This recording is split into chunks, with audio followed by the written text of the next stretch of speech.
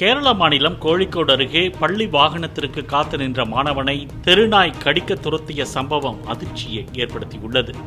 மாணவனை பின்தொடர்ந்து வந்த பள்ளி வாகன டிரைவர் தொடர்ந்து ஹாரன் அடித்து நாயை துரத்திய நிலையில் மாணவன் மீண்டும் பள்ளிக்கு அழைத்துச் செல்லப்பட்டார்.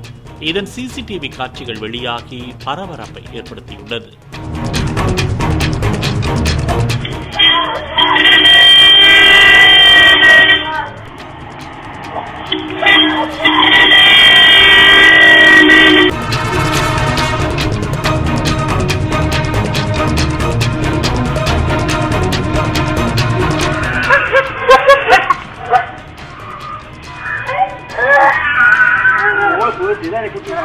Bueno, pues,